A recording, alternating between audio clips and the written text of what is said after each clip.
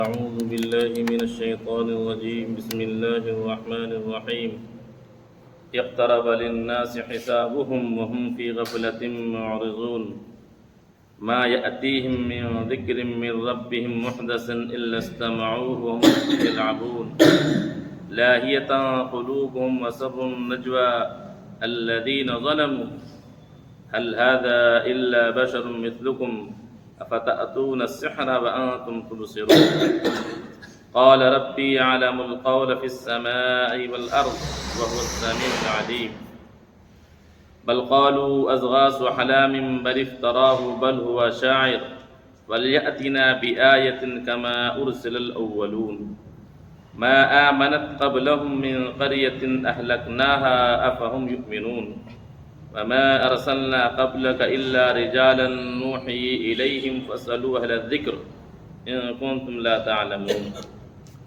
وما جعلناهم جسدا لا يأكلون الطعام وما كانوا خالدين ثم صدقناهم الوعد فأنجيناهم ومن نشاء وأهلكنا المسرفين لقد أنزلنا إليكم كتابا فيه ذكركم أفلا تعقلون صدق الله العظيم.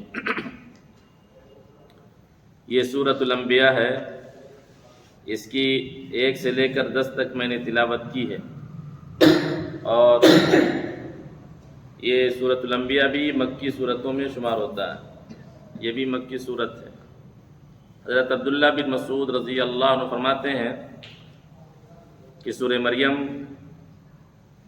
سورہ کہف، سورہ طٰہٰ، سورہ انبیاء یہ بالکل شروعاتی دور کی صورتیں ہیں، اور رسول اکرم صلی اللہ علیہ وسلم کو جس قوم سے واسطہ پڑا ہے، اپنی قوم سے، کیا کیا کہتے تھے رسول اکرم صلی اللہ علیہ وسلم کو، اس کا تذکرہ یہاں ہے، اور کن چیزوں کا وہ مطالبہ کرتے تھے۔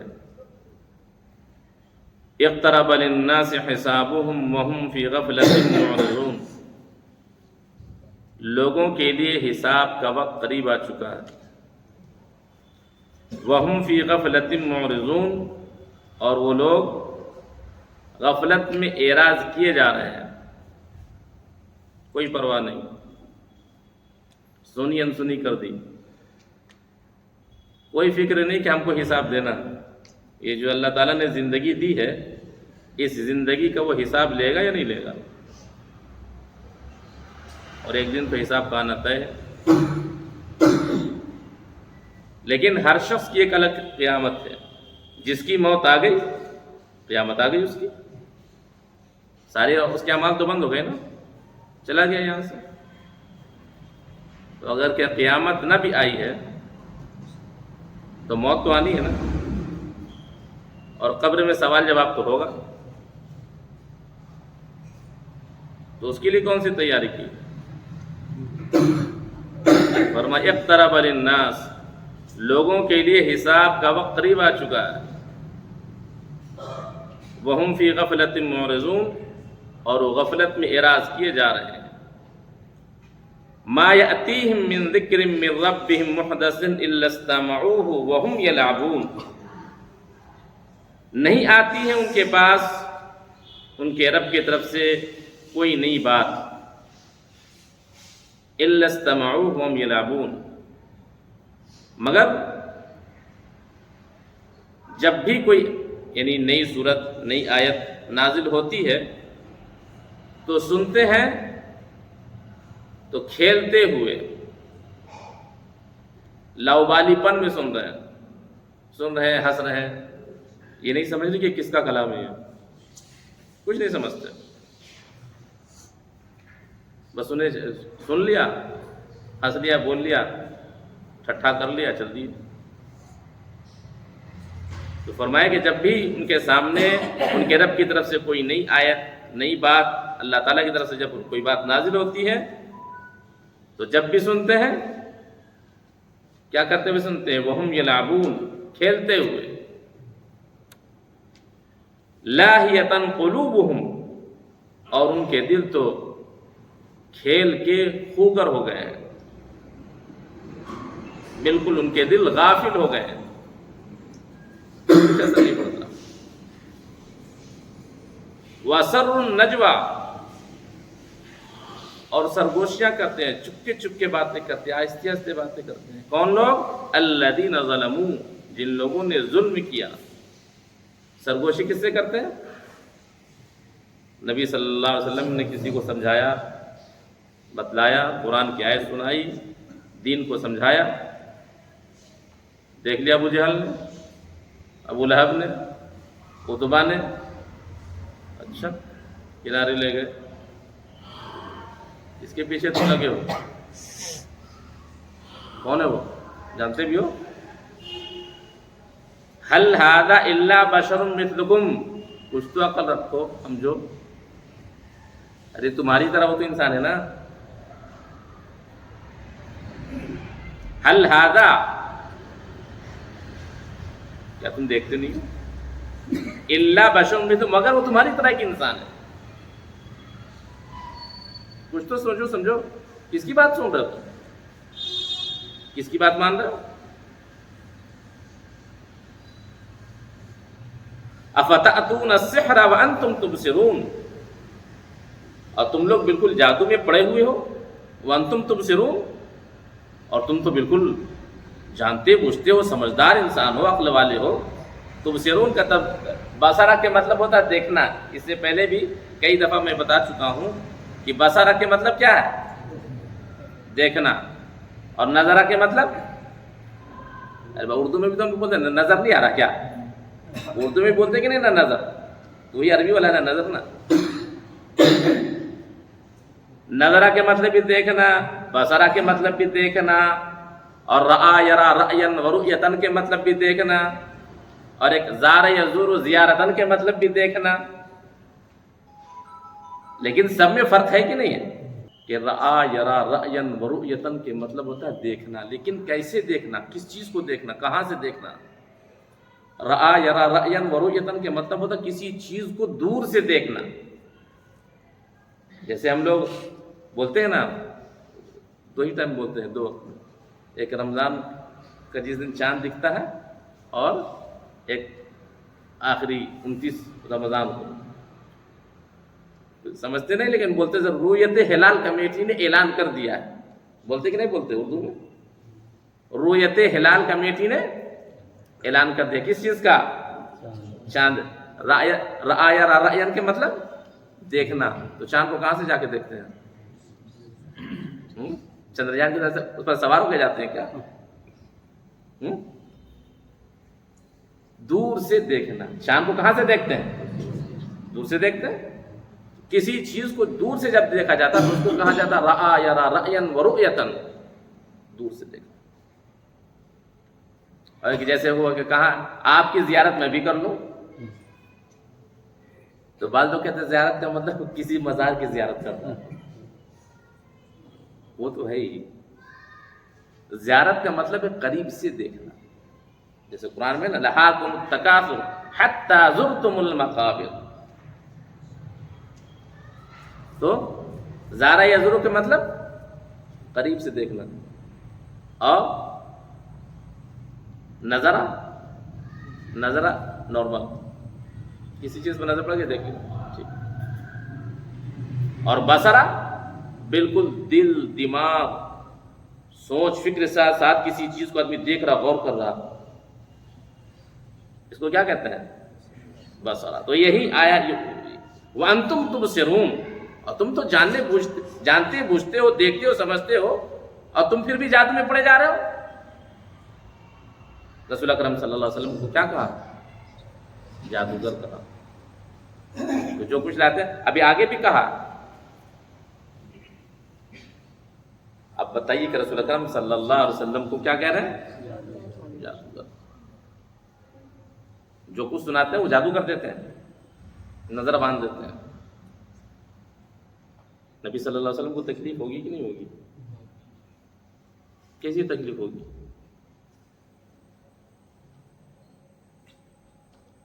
قال ربی، آپ صلی اللہ علیہ وسلم نے کہا یعلم القول، میرا رب جانتا ہے. میرا رب ہر اس بات کو جانتا ہے جو کچھ آسمان میں اور جو کچھ زمین میں ہے. وَهُوَ السَّمِيعُ الْعَلِيمُ، اور وہ سب کچھ سننے والا، سب کچھ جاننے والا۔ اب وہ کیا کہتے ہیں؟ بل قالوا، وہ کہتے ہیں بلکہ وہ لوگ کہتے ہیں اضغاث احلام بل افتراہ بل ہوا شاعر۔ بل قالوا اضغاث احلام، اضغاث احلام کہتے ہیں اس خواب کو جس کی کوئی تعبیر نہ ہو، یعنی شیطان کی طرف سے ہو، انسان کو پریشان کر دے، جس کی کوئی تعبیر نہیں، یعنی پریشان خیالات، ٹینشن میں ڈال دینا۔ بل قالوا، بلکہ وہ لوگ کہتے ہیں اضغاث احلام، بلکہ یہ تو پریشان کن خیالات ہیں۔ بل افتراہ، ابھی تو پہلے تو اتنا کہا کہ پریشان کن خیالات ہیں، پھر کیا کہا کہ محمد نے صلی اللہ علیہ وسلم اپنی طرف سے گڑھ لیا۔ جو کچھ یہ کہتے ہیں، اللہ تعالیٰ کا کلام آتا نہیں ہے، اپنی طرف سے گڑھ کے کہتے ہیں، لیکن ہر بات ان کی کاٹی خود اپنی ہی سے کاٹ دیتے ہیں، اس لیے کہ نبی صلی اللہ علیہ وسلم خود سے گڑھ لیا تو بھائی کچھ پڑھا لکھا ہو تبھی نہ گڑھے۔ رسول اکرم صلی اللہ علیہ وسلم تو کیا ہے؟ امی، نہ آپ لکھنا جانتے ہیں نہ پڑھنا جانتے ہیں، تو کہاں سے گڑھ لیا؟ اور رسول اکرم صلی اللہ علیہ وسلم کی زندگی، حیات طیبہ، پیدائش سے لے کر کے نبوت تک کے جو 40 سالہ زندگی ہے، اسی زندگی میں کبھی بھی آپ نے کوئی ایسی بات نہیں کہی، کبھی کوئی ایسی بات نہیں کہ جو کفار کے لیے یعنی آپس میں تفرقے کا سبب بنے، کبھی نہیں کہا۔ ہر شخص امین کہتا تھا، ہر شخص صادق کہتا تھا۔ 40 سال تک لوگ آپ کو امین کہتے تھے، صادق کہتے تھے، ہر شخص احترام کرتا تھا آپ، ادب سے کوئی آپ کا نام نہیں لیتا تھا۔ لیکن جیسے ہی آپ نے نبوت کا اعلان کیا، پوری قوم دشمن بن گئی۔ تو کہتے ہیں بل افترا، بلکہ وہ خود گڑھ لیتے ہیں۔ پھر کہا بل ہوا شاعر، بلکہ وہ تو شاعر ہے، جو اشعار سنا تھا۔ اچھا، اشعار جو لوگ شعر و شاعری کرتے ہیں وہ لوگ جانتے ہیں، جبکہ مکے کے اندر ہر شخص فطری طور پر شاعر ہوتا تھا۔ پیدائش ہوئی، پڑھنا لکھنا نہیں جانتا، لیکن شعر گانا سب جانتے۔ چھوٹا بچہ وہ بھی شعر گا رہا ہے، ہر بات کو شعر میں کہتے تھے۔ لیکن رسول اکرم صلی اللہ علیہ وسلم نے کبھی کوئی شعر نہیں کہا، کبھی کوئی شعر نہیں کہا۔ ایک مرتبہ آپ نے شعر پڑھا بھی تو غلط پڑھا، اوپر کا آپ نے نیچے کر دیا۔ حضرت ابوبکر صدیق نے کہا یا رسول اللہ یہ شعر اس طرح سے نہیں، اس طرح سے، آپ شاعر نہیں۔ شعر و شاعری کا علم اللہ تعالیٰ نے رسول اکرم صلی اللہ علیہ وسلم کو نہیں دیا، اور اللہ تعالیٰ کیوں نہیں دیا؟ کیوں نہیں دیا؟ جو شان نبوت کے خلاف ہے وہ علم اللہ تعالیٰ نے رسول اکرم صلی اللہ علیہ وسلم کو نہیں دیا۔ جو شان نبوت کے خلاف ہے وہ علم اللہ تعالیٰ نے آپ کو نہیں دیا۔ وہاں وہ ہے نا، اس میں سورہ یاسین میں وَمَا عَلَّمْنَاهُ الشِّعْرَ وَمَا يَنبَغِي لَهُ، کہ ہم نے آپ کو شعر و شاعری کا علم نہیں دیا، جو آپ کے شایان شان نہیں، جو آپ کے شایان شان ہے وہی علم ہم نے آپ کو عطا کیا۔ بل ہوا شاعر، بلکہ وہ تو شاعر، کہتے کیا کہہ رہے ہیں کہ وہ تو شاعر ہے، جبکہ آپ نے کبھی شعر نہیں کہا۔ فَلْيَأْتِنَا بِآيَةٍ كَمَا أُرْسِلَ الْأَوَّلُونَ، تو اسے چاہیے کہ ہمارے پاس لائے کوئی نشانی، کما ارسل الاولون، جیسا کہ پہلے کے رسول نے لایا ہے، ویسی نشانی لاوے بھی۔ کس سے کہا جا رہا ہے؟ رسول اکرم صلی اللہ علیہ وسلم سے مطالبہ ہو رہا ہے کہ ویسی معجزہ لائیے جیسا کہ پچھلے انبیاء لے کر آئے ہیں، حضرت نوح، حضرت صالح، حضرت شعیب، حضرت موسیٰ، حضرت عیسیٰ، جو معجزہ لے کر آئے ہیں ویسی ہی معجزہ آپ بھی دکھائیے تو ہم ایمان لے آئیں. لیکن اللہ تعالیٰ کیوں نہیں دکھایا معجزہ؟ معجزہ کا مطالبہ ہو رہا ہے، معجزہ دکھائیے تو ہم ایمان لے آئیں گے. کیوں؟ اللہ تعالیٰ کا یہ اصول ہے کہ مطالبے پر جب معجزہ مانگا جاتا ہے، منہ مانگا معجزہ، اور معجزہ آنے کے بعد قوم ایمان نہیں لاتی ہے، اللہ کا عذاب آ جاتا ہے. حضرت صالح علیہ السلام کی قوم پر اللہ کا عذاب آیا یا نہیں آیا؟ مطالبہ تھا حملہ اٹھنی، پہاڑ پھٹے اور باہر آ جائے. آ گئی. قوم نے کیا کیا؟ قتل کر دیا اونٹنی کو. ایمان کیا لائی اور اونٹنی کو قتل کر دیا. ناقۃ اللہ، اللہ کی اونٹنی.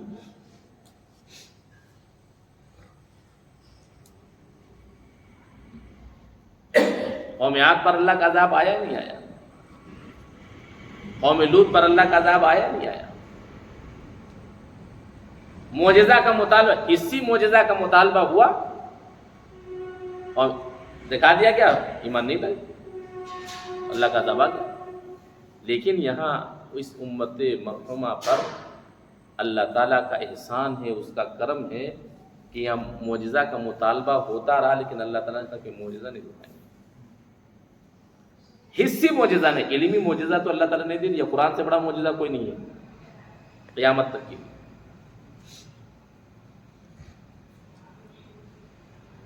علمی معجزہ اللہ تعالیٰ نے عطا فرمایا، حصی معجزہ نہیں.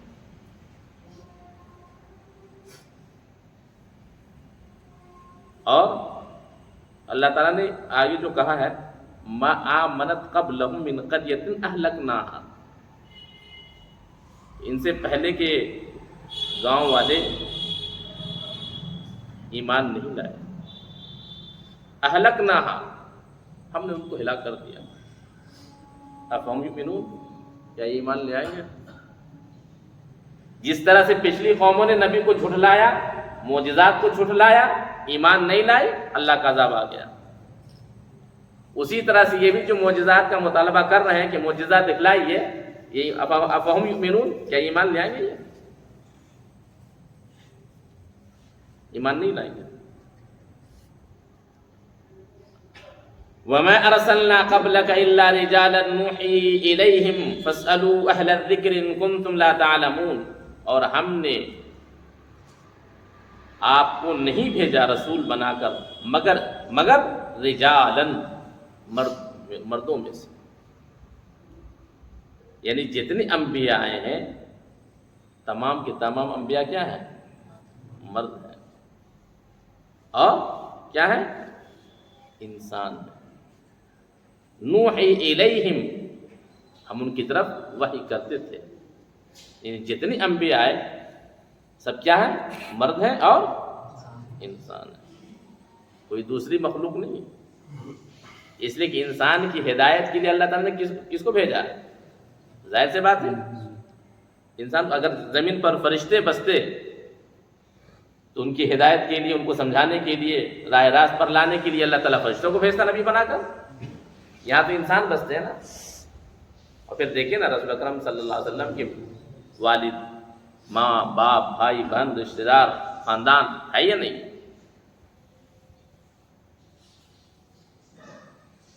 ہے تو تمہاری طرح انسان. لیکن دوسری طرف اللہ تعالیٰ نے انبیاء کی کچھ خصوصیات رکھے ہیں.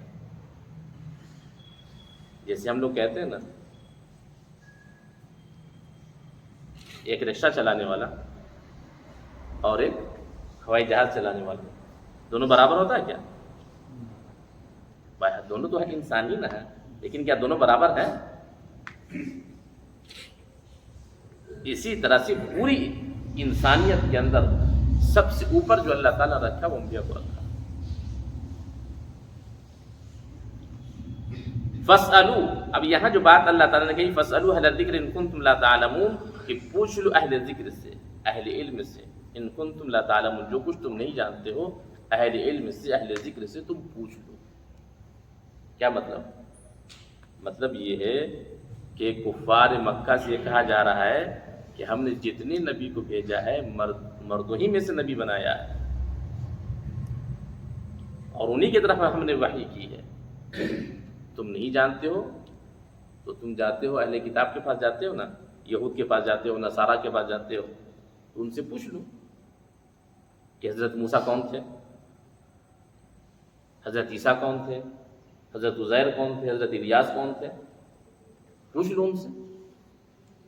تو فَاسْأَلُوا أَهْلَ الذِّكْرِ، تو پوچھ لو اہل ذکر سے، ان کنتم لا تعلمون، جو کچھ تم نہیں جانتے ہو اہل علم سے تم پوچھ لو، نہ کہ خود سے سمجھ لو۔ اب یہ ایک وبا چلی ہے نا، فتنہ، ہم دوسرے سے کیوں سمجھیں گے؟ ہم عالم علماء سے کیوں سمجھیں گے؟ خود سے قرآن پڑھیں گے، خود سے سمجھیں گے۔ بہت بڑا فتنہ ہے، بہت بڑا فتنہ ہے یہ، اور شیطان اتنی آسانی کے ساتھ چھوڑ دے گا اسے، اور وہ یہ سمجھتا کہ ہم تو قرآن پڑھتے ہیں، حدیث پڑھتے ہیں، اس سے ہم کیسے نہیں سمجھیں گے؟ میرے پاس دماغ نہیں ہے؟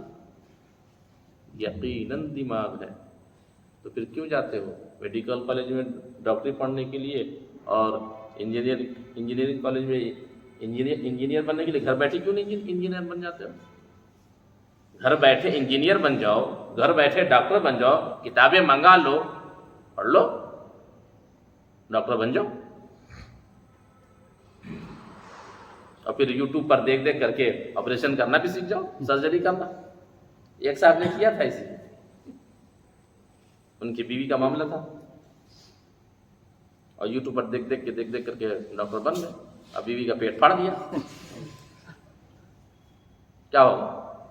کہاں جائے گی بیوی؟ اوپر سے چلی گئی۔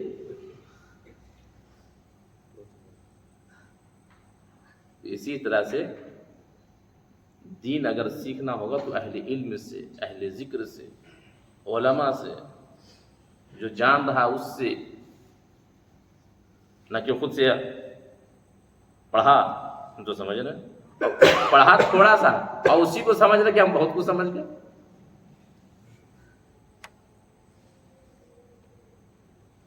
حدیث کی تو بے شمار کتابیں ہیں نا، بہت ساری کتابیں حدیث کی، تو جہاں تک نصیحت حاصل کرنے کی بات ہے تو قرآن سے انسان نصیحت حاصل کرے، لیکن جہاں احکام کی بات ہے وہاں علماء سے رابطہ کرے، علماء سے سمجھے اس کو۔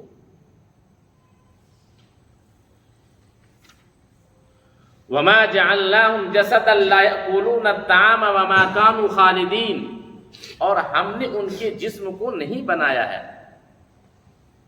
کہ وہ نہ کھائیں، کھانا نہ کھاتے ہو، ہم نے ان کے جسم کو ایسا نہیں بنایا کہ وہ نہ کھاتے ہوں۔ نبی صلی اللہ علیہ وسلم کھانا کھاتے تھے یا نہیں کھاتے تھے؟ تمام انبیاء کھانا کھاتے تھے یا نہیں کھاتے تھے؟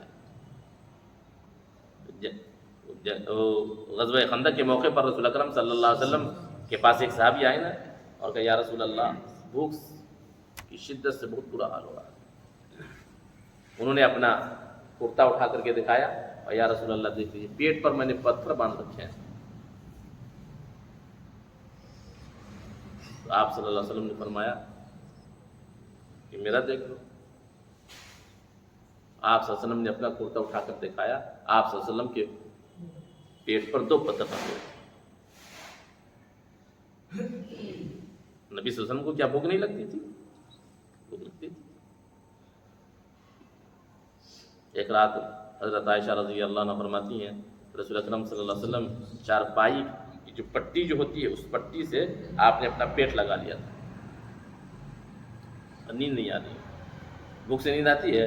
بھوک سے نیند نہیں آتی، جلدی بھوک سے نیند نہیں آتی۔ رسول اکرم صلی اللہ علیہ وسلم سے حضرت عائشہ نے پوچھا یا رسول اللہ نیند نہیں آتی؟ عائشہ بھوک سے نیند نہیں آتی۔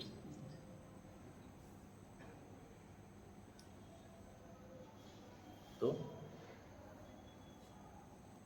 تو اللہ تعالیٰ فرمایا کہ میں نے ان کے جسم کو ایسا نہیں بنے کہ وہ کھانا نہ کھاتے ہوں. وما كانوا خالدین، اور انہیں ہمیشہ رہتے تھے. انبیاء کا بھی انتقال ہوا یا نہیں ہوا؟ دنیا سے رخصت ہو گئے یا نہیں ہو گئے؟ کون ایسے ہے جس کو موت نہ آئی ہو؟ کون ایسا نبی ہے سوائے حضرت عیسیٰ کی؟ حضرت عیسیٰ کو بھی تو موت آئے گی نا، وہ تو اللہ تعالیٰ نے مؤخر کر رکھا ہے، لیکن آئے گی تو ضرور ان کو بھی موت. چاہے بڑے سے بڑا رسول اکرم صلی اللہ علیہ وسلم سے بڑا کون ہوگا؟ آپ پر بھی موت آئی، ہمیشہ کے لیے تو نہیں آئی نا. آگے فرمایا ثم صدقناہم الوعد فانجیناہم ومن نشاء واہلکنا المسرفین، پھر ہم نے اپنا وعدہ سچ کر دکھایا ان سے. فانجیناہم، تو ہم نے ان لوگوں کو نجات دے دیا، ومن نشاء، جس کو چاہا، یعنی جو ہدایت یافتہ ہو گئے اللہ تعالیٰ نے اس کو نجات دے دی. حضرت نوح علیہ السلام کے ساتھ جو کشتی پر سوار ہو گئے نجات پا گئے، جنہوں نے نافرمانی کی چلے گئے. وَأَهْلَكْنَا الْمُسْرِفِينَ، اور ہم نے حد سے تجاوز کرنے والوں کو کیا کیا؟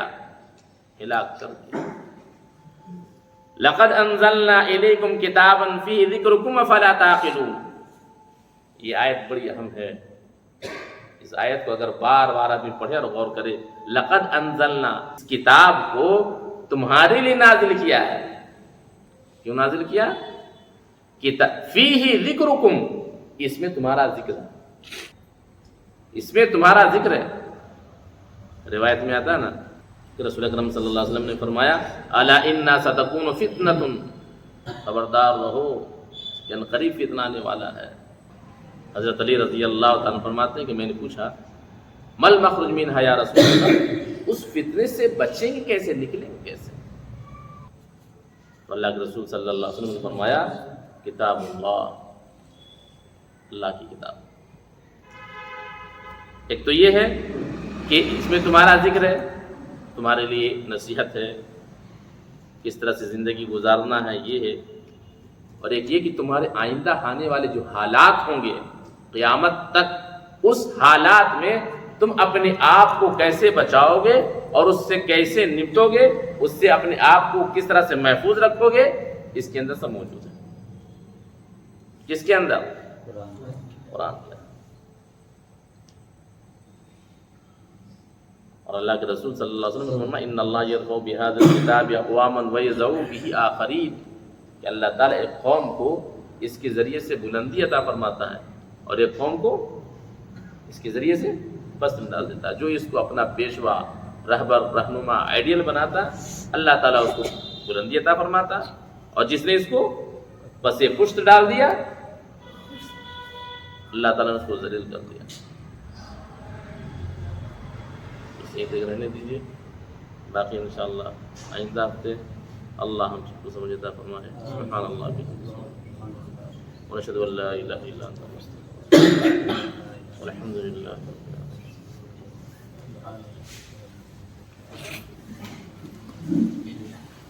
العالمین.